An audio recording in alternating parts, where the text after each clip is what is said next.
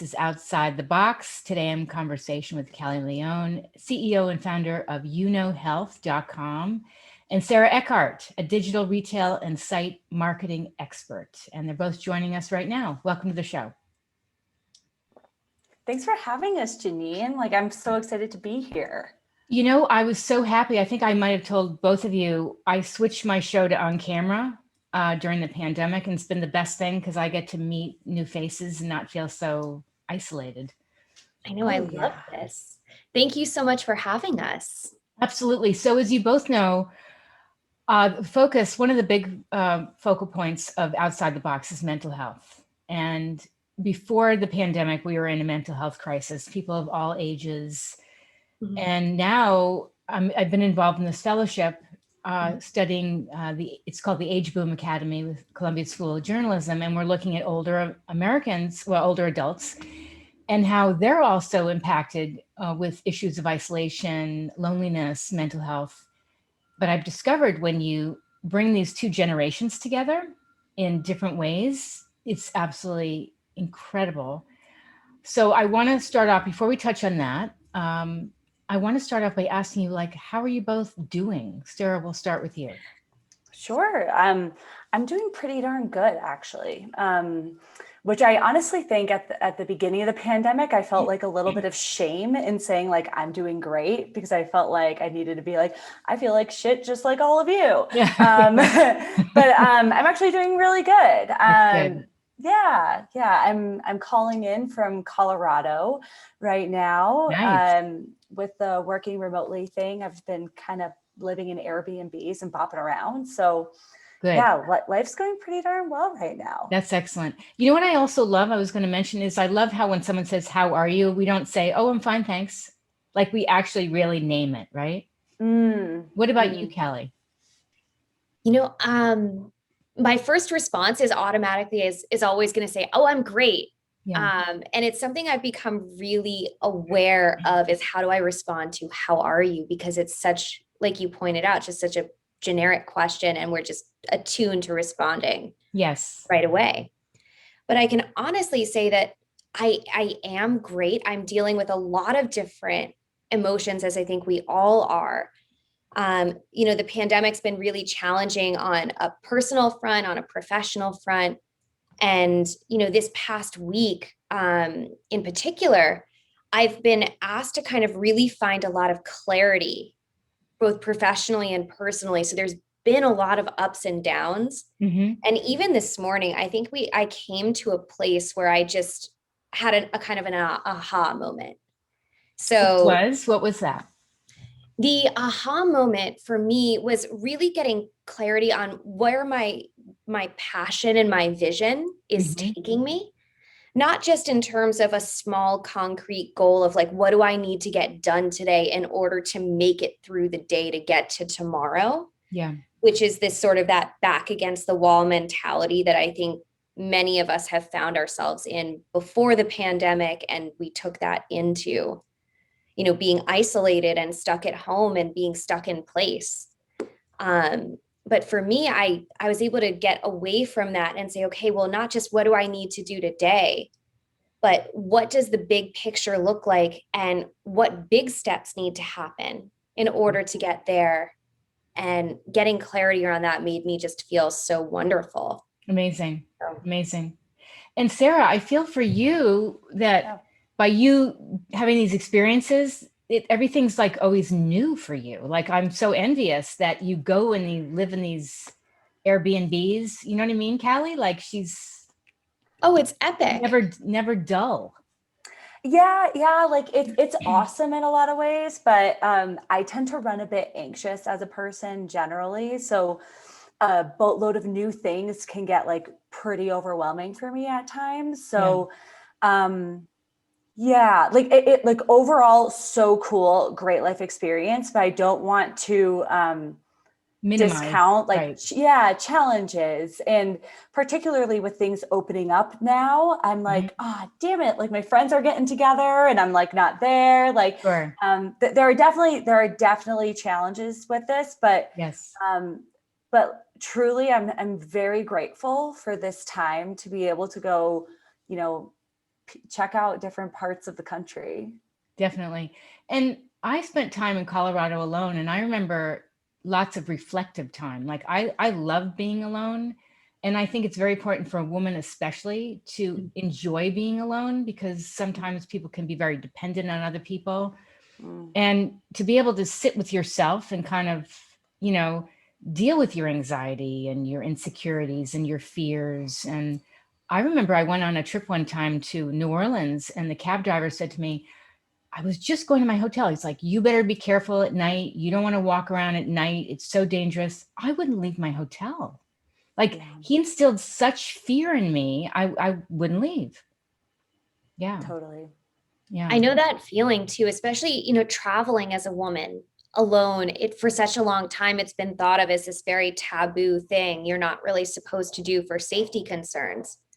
But travel is one of the ways that we do discover ourselves, and we find our passions and our interests, and also importantly, what we don't like, what we want to stay away from. Mm-hmm. So it's so key to be able to do that. And I think you gain so much awareness from traveling. And don't you think that, like a year ago, not being able to travel really impacted our mental health? Very much so. You know? And, you know, people, I think it was the number one thing that people said that they missed the most during the pandemic was being able to travel and see the world. Mm-hmm. And everyone's bucket list has just gone, you know, instead of like, oh yeah, eventually I'll travel, maybe I'll go to Europe, or I'll go to South America, or I'll go to Asia. People now have very clear bucket lists of where they want to go and when they're going to do it. That's great. Sara, I bet you can speak to that a lot more because you're living it. Yeah. Yeah, I'm actually very surprised that the number one thing people miss is travel. Because that to me seems like it's a cool thing, but I'm surprised that the number one thing isn't like hanging out with friends without like being scared. Like, you know, like even something as simple as that, or even like having the ability to go see family. Like, I'm kind of surprised that travel I don't know that it's the number one thing, but one it's of the big things. It's one of the most important things that people are missing. Because getting on a plane seems so daunting. I mean, I already get anxiety, like if I feel like I have to cough, or I hear somebody else, you know, like, oh my God, is that it? You know, or am I going to drop, you know? So there's so much anxiety over COVID. I think it's lessened. I'm immunized, so I feel a little less anxiety, but I had anxiety just getting the vaccination, worrying about side effects. Oh yeah. And this whole thing has been, I mean, everybody knows, like, this has been so politicized that there's just, and unfortunately news networks are using fear as a way to get your attention. So it's like, how are you not panicking? Like, if you even want to like decide, like, if you want to get a vaccine and if like which one to get, how do you not panic while like trying to like decide something like that? Yes. I mean, I think that fear, it's such a natural thing, like pandemic aside, if you're making a health decision for yourself, it's your health is a big deal. There's a lot of consequences that go along to it. It's not an easy decision. Mm-hmm. You know, a lot of people don't take their health into their own hands to start with. Then you add the current climate that we exist in, and now you're feeling forced to make a decision. Right. And it clouds your judgment in terms of, you know, okay, am I choosing between option A, option B, and option C, and why? Versus just, okay, give me whatever you got because I'm told that I'm supposed to get this and I just got to grin and bear it. Right. Yeah. One of the things I was telling you is I got this fellowship, and it's the Age Boom Academy with the Columbia University School of Public Health and the School of Journalism. And talk about finding something to give you purpose and meaning. I've been so fascinated with how I mentioned we have, you know, college students that are very lonely and depressed before the pandemic, and especially now. And then you have older adults, and when you bring them together, whether they live together or they do activities together, there's this tremendous amount of meaning and a sense of purpose, right? And did you hear about the TikTok the girl on TikTok who accidentally signed a lease to live in a senior living center? No, I didn't. Wait, tell me all about Okay, it. so the gist of it is she had met somebody on TikTok, this older woman. She didn't have a good relationship with her family, I believe, and she left her house and she moved. I'm gonna have to look it up exactly, but I think she moved, I don't know if it's Arkansas or somewhere, and accidentally signed a lease in an assisted living or a senior living center and didn't realize it. And so she has these instant like grandmother role models or older adult role models or whatever, and it's been the best thing. And she has like instant family. So when I call it like the grandparent effect, because I don't know if either one of you have grandparents, but if you have a great relationship with them, you adore them, right? They have a lot of experiences and wisdom, but in our society, that's not always valued at all. And you think about how we want to protect our grandparents. Well, what do we do during the pandemic? We say, we have to stay away from you. We have to isolate. We can't see you. Well, that causes depression, right? Yeah. Oh yeah, for sure. Like across the board. To what you mentioned before about like purpose too. Definitely hanging out with family is like a great way to feel purpose, feel connected and amazing. But like, even, if it like during like isolation, like starting a new project that you're really pumped up about, Yes. can help you like find purpose. I started a podcast, for example, like during like the pandemic, which really helped me kind of take all of this like weird energy and kind of like put it towards something that I was excited about. And let's jump in because I didn't even introduce or have you both introduce yourselves what you do. So Sarah, why don't we just start with you? Sure. So during the daylight hours, I work as a digital merchandiser, but on like in my free time, I have a podcast called Sunrise with Sarah. It's about personal growth and wholehearted living. So kind of in line with like what you're talking about, Janine, a lot of how to improve your mental and physical well-being.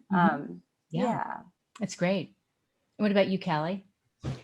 So, we've got dogs and all kinds of things happening here. And I love that you brought up, this story, this TikTok story, because I'm coming to you from my grandmother's house today. So she and I have a very, very close relationship, and we've spent most of the pandemic together, which we've been really fortunate to be able to do.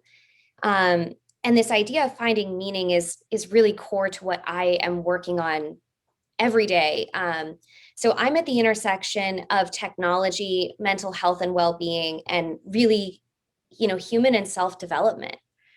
So my goal is really to help people help themselves and to discover and express and empower themselves to move forward through all the different challenges of life. So my company is, we use virtual reality to help people discover and build self-awareness. And we take that to schools and to organizations, to hospitals. We work with, all these different individuals through the programs that we develop to help people reflect and build those values and intentionality.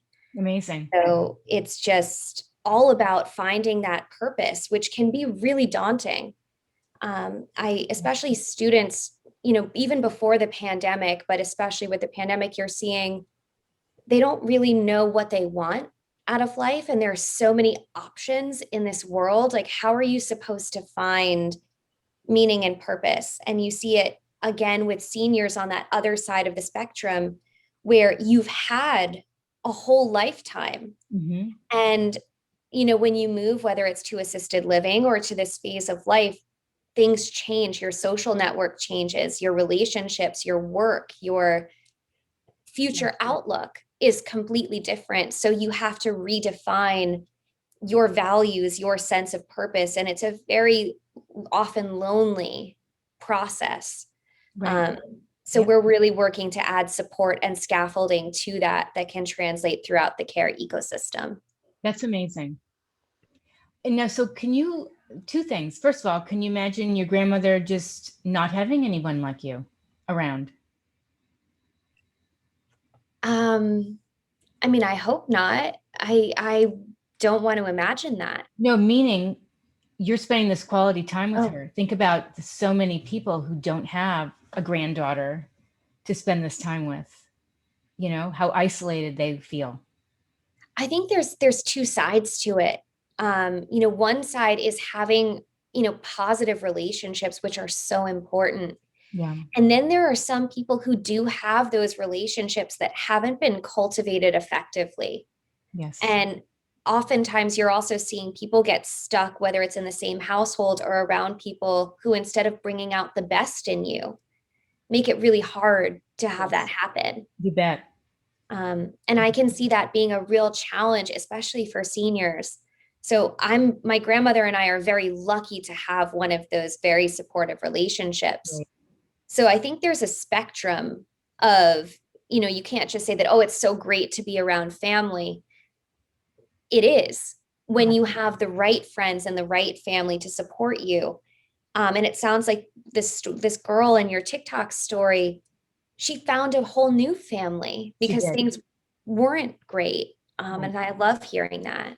I know, it's amazing. Yeah.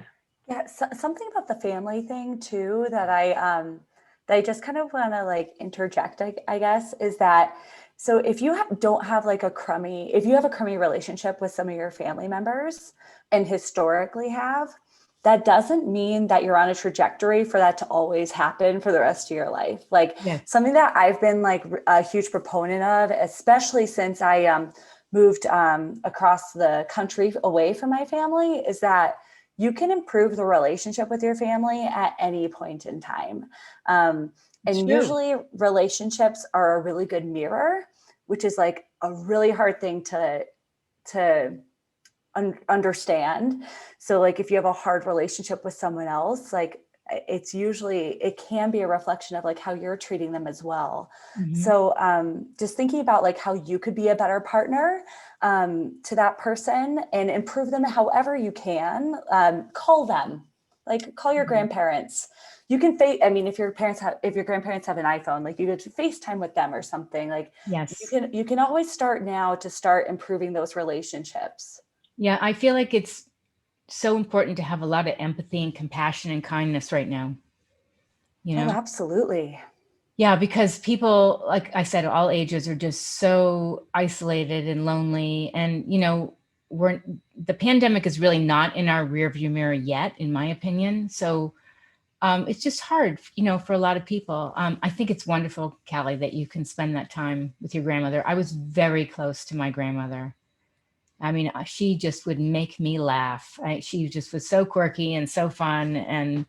And also for people watching this, if you haven't connected with your grandparents, like get to know them. They have some cool stories that you probably have no idea, like what their first job was or their first relationship, or they are very insightful.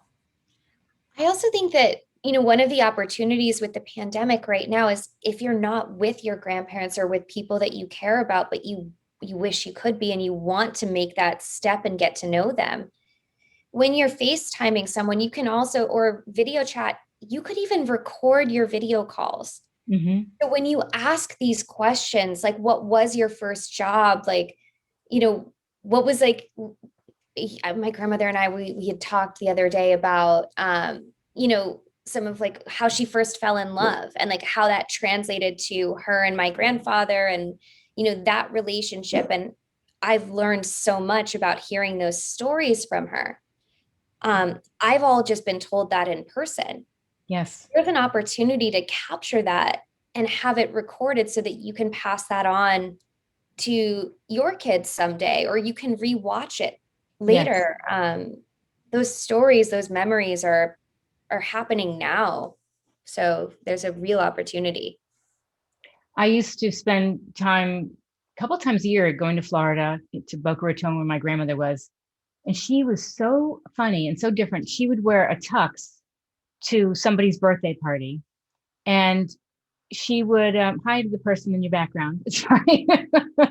Is that your grandmother? Totally fine. So anyway, she wore a tux to somebody's birthday party. Well, everybody had their hair done and dresses, and she had her hair dyed blonde. She looked so cute.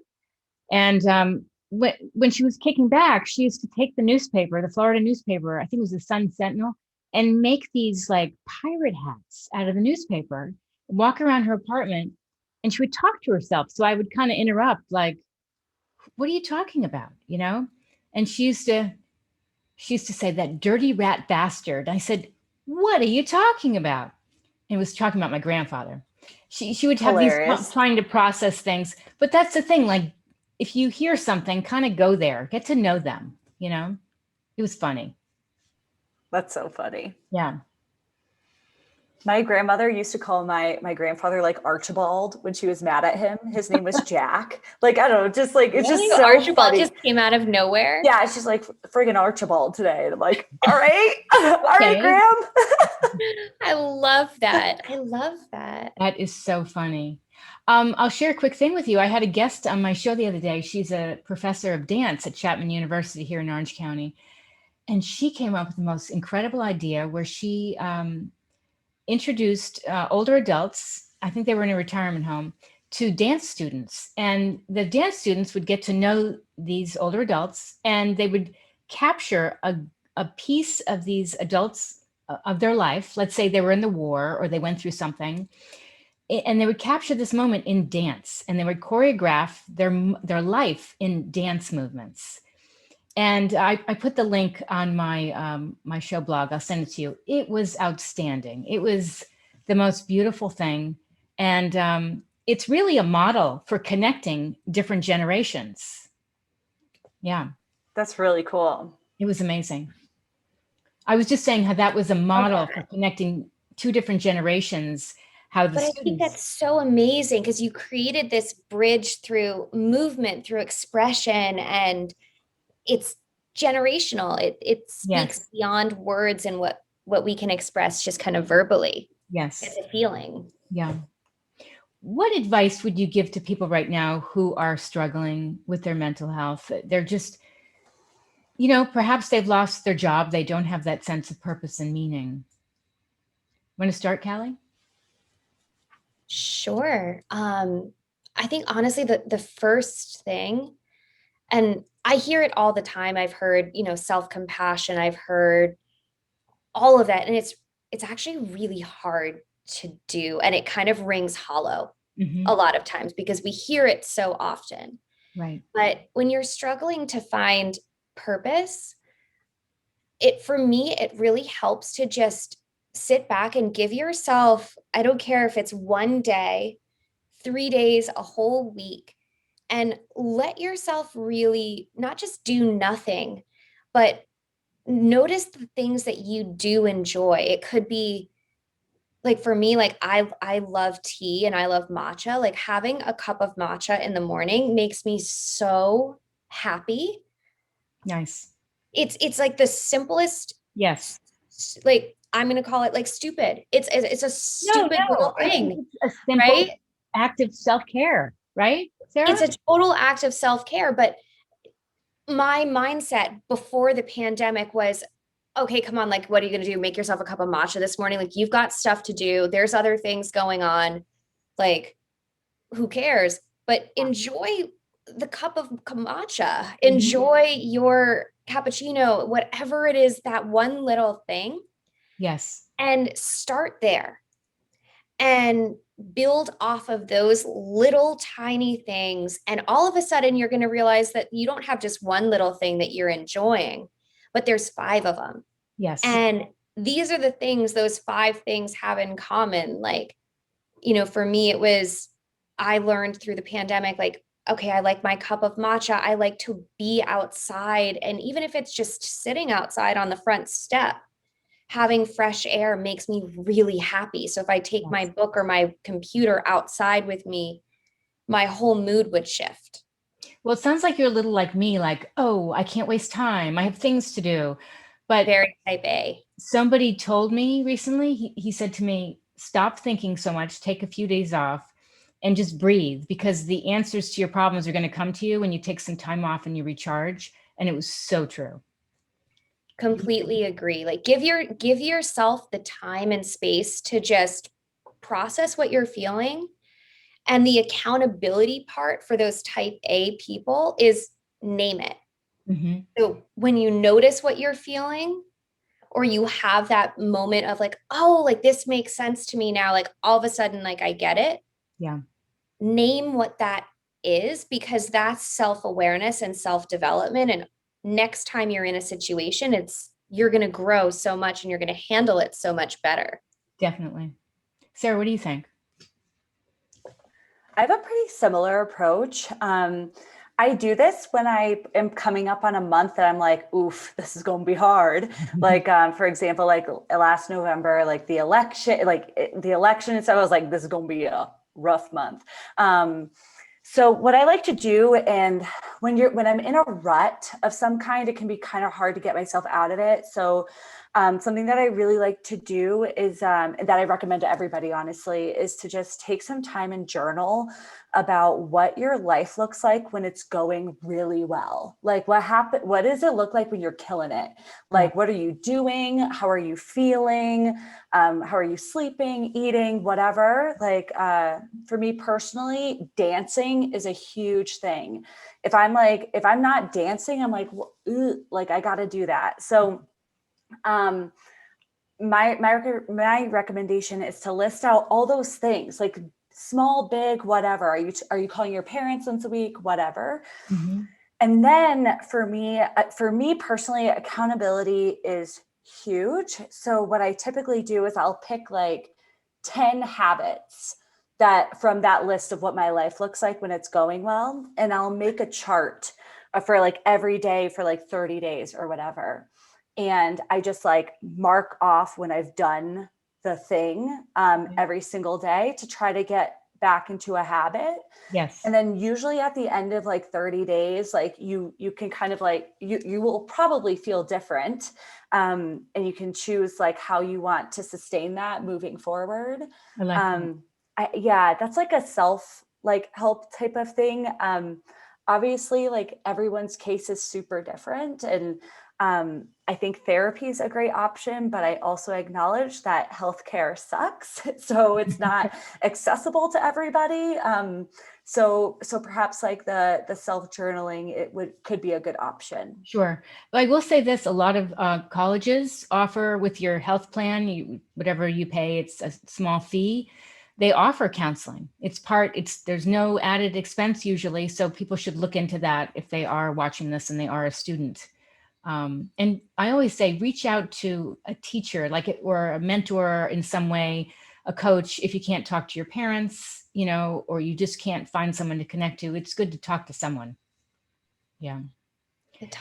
I actually wanted to just chime in, Sara, because I love what you said about really visioning out the positive aspects of life. And there's something that, we as humans, we tend to do, which is we're hardwired to focus on the negative because it's a survival mechanism. That's how we know when you smell smoke, run and get out of the way because there's likely fire and we don't want to be around for that. And we do the same thing with negative thoughts and negative habits, and we start spotting them everywhere.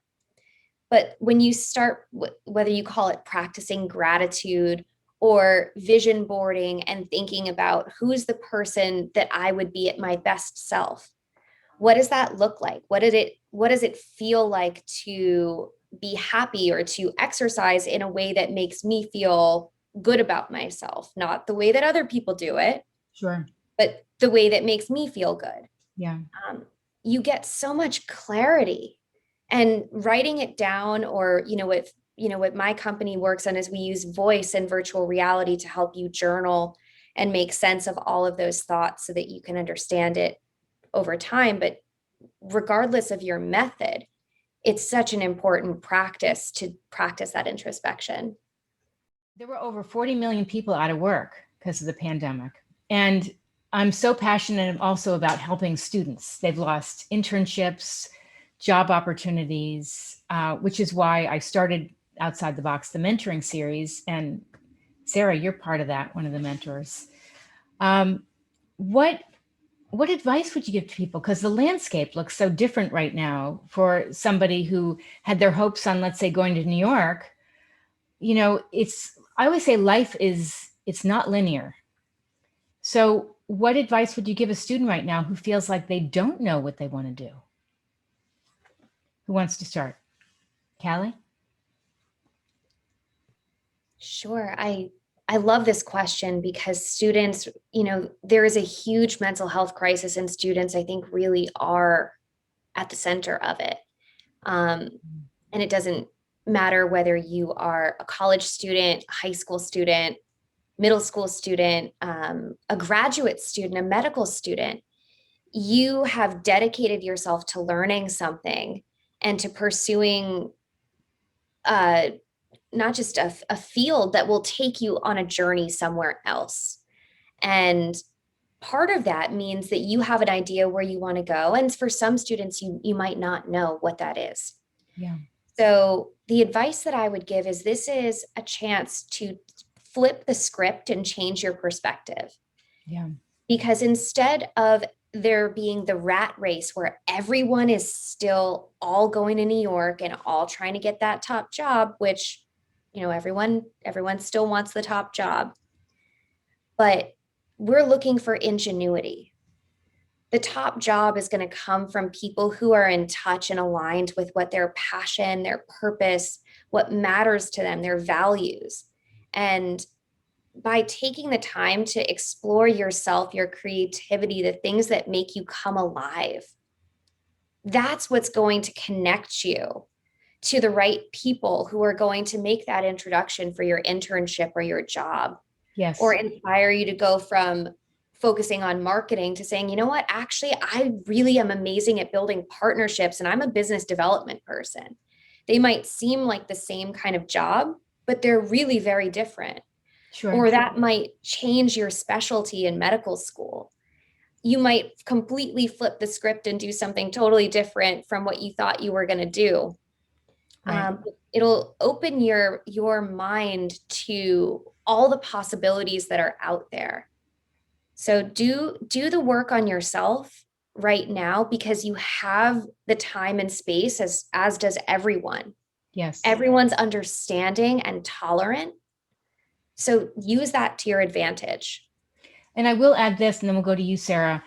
I feel that we've been very challenged in so many ways that this is a test, of our resilience, how we deal with ambiguity. And if you know how to swerve or pivot in life, that's going to help you tremendously. And I always say, we need to be told, or we need to tell students when they're younger, it's okay if you bomb your SATs, which I'm happy to hear some schools now no longer require them here in California.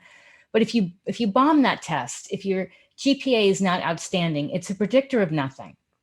That's not going to predict your future success. Those scores, those great grades, it's how well you can handle change and just move in this nonlinear fashion and just keep growing, What about you, Sarah? Yeah, I mean, as far as like people who have been laid off, like I have no idea. Like I can't offer much advice. That's really hard. The only thing I can really think about is like perhaps holding your politicians accountable for not helping you. Maybe. That's like the only thing that I could maybe think about. But as far as students go, I think of a couple things. One, I think there's a huge emphasis on finding your life purpose right now. And I think that it is stressful. Can I swear? Well, it depends on the level of swearing. I won't. It's incredibly stressful. Yes. And it's an incredibly daunting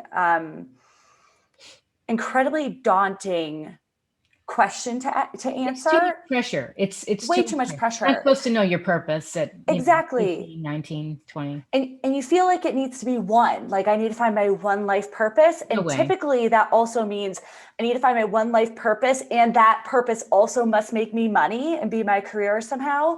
So I think that is just way too stressful of an environment right now. So my advice would be to forget about it right now. You are probably going to have multi-purposes in life. Like you're going to be a great friend. You're going to be a great whatever. Like So kind of just to take that pressure off.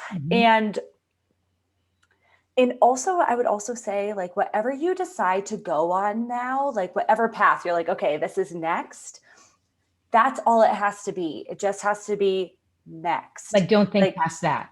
Yeah, don't freak yourself out. Like, it's not like you get on a train and you can't get off somewhere. Like, whatever you decide now is great. You can always pivot and do another thing.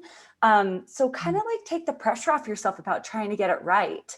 Yes. I mean, I don't know the stat, but the percentage of people who graduate with a degree but end up doing something completely different, it's got to be incredibly, yeah, me too. Like, it's got to be incredibly high. So whatever you choose right now, it's totally fine. You can always figure it out later and always pivot. And I also think someone once told me, have a full life. So your life shouldn't just be your work. Like, you can also go back to something you used to love to do. Let's say you used to play an instrument, or you used to paint, play tennis, whatever. Like, having that to put your energy into, to not focus on work all the time, is really valuable. Right? I think that's huge too. Yeah. Hobbies are okay. It doesn't have to be a side hustle. It can be a hobby. I just started playing tennis again. I love it. Yeah. Well, I love that you said too, take the pressure off, because it's a lot of pressure to find your purpose. And we talked about it so much on this call about finding meaning and purpose, but you don't go and you're like, yes, I'm going to find my purpose today. Like, it doesn't happen that way. And I actually think your advice, Sara, applies to anyone who's lost their job or might be thinking about leaving their job and translating, because it's about, like you said, it's what's next. You can pivot at any time, and you discover your purpose. This whole thing is a journey. Yes. So there's not an end goal. It's not like by the time you get your degree, you are now educated and now know everything about the topic that you got your degree in. Whoop-de-doo. You don't. Right. Number one, there are people who are always going to know more than you. And that's awesome, because you get to learn from them and, get to know people who know things that are different from you. And that's the sort of the self-discovery, the social discovery. And you're in this place where you can do that right now. Definitely. Kind of always. And when you are going through a hard time, if you go out and do something else, do something for someone else, let's say your neighbor, or your grandmother, or someone else's grandmother, that can give you a sense of purpose and meaning. That gets you out. It's not necessarily a paycheck. It could lead to something professional, give you an idea for something, but that really gets you out of bed in the morning, no matter what age you are. Yeah. Anything else you'd like to leave people with?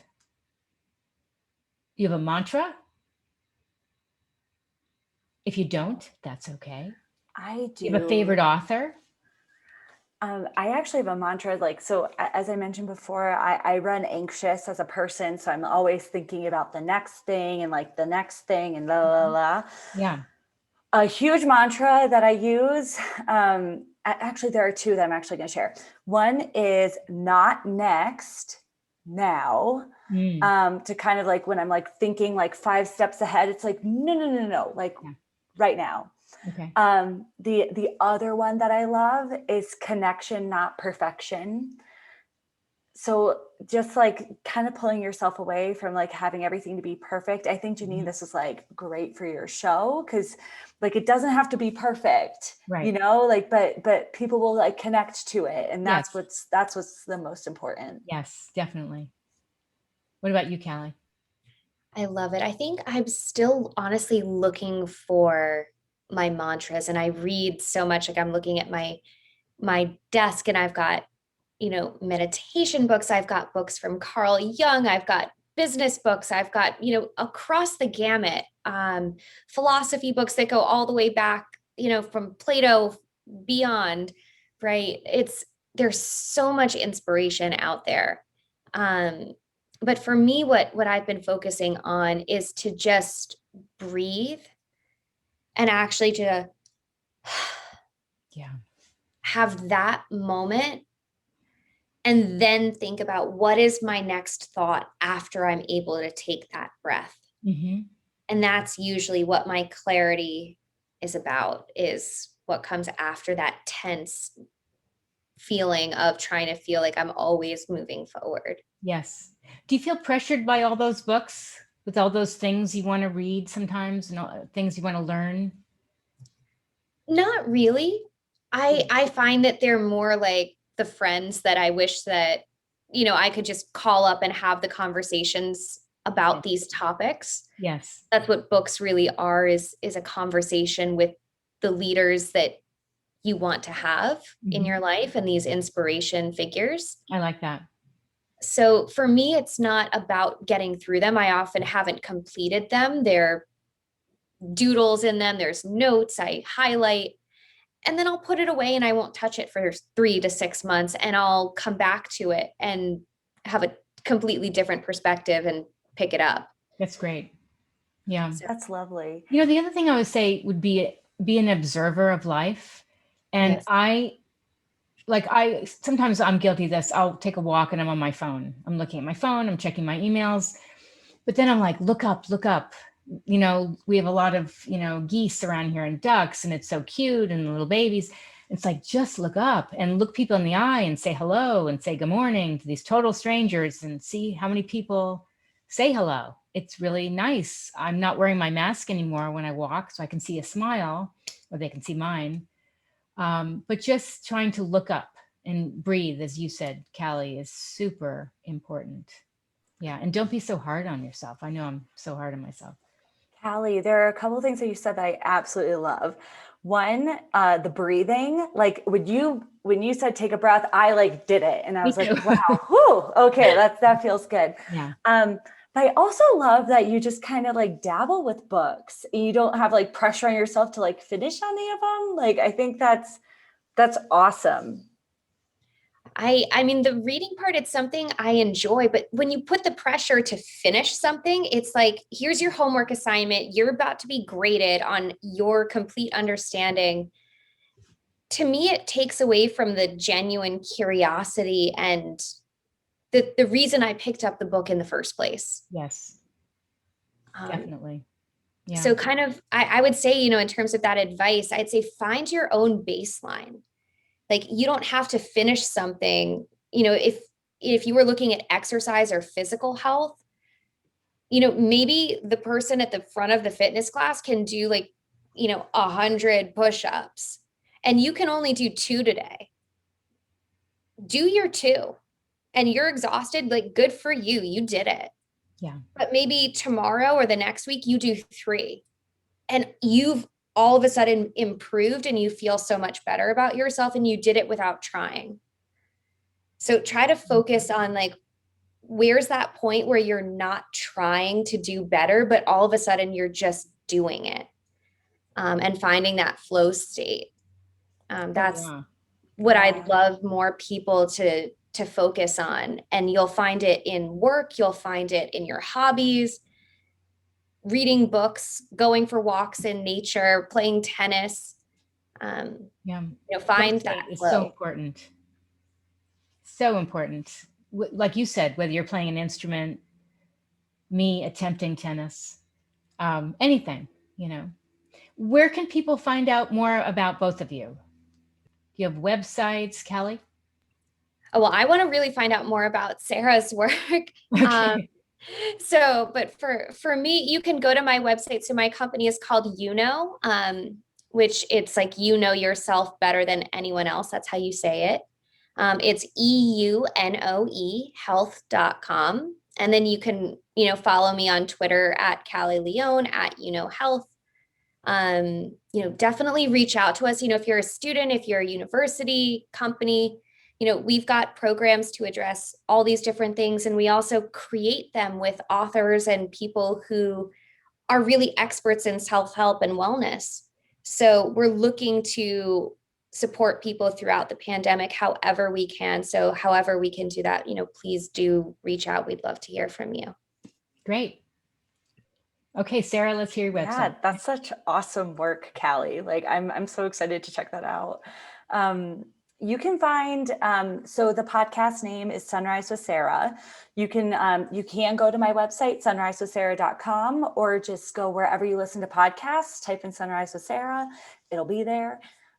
Season 1 is all up there and currently working on season 2. So yeah. Fantastic. I can't wait. Thanks. I want to thank you both so much. This has been great. Thanks for taking the time. Yeah, thank you, Janine, and thank you, Callie. Yeah. It's so great. Thank you for having us. It was so nice to meet you, Sara. Like this is the start of some really good stuff. Absolutely. I knew you'd both hit it off.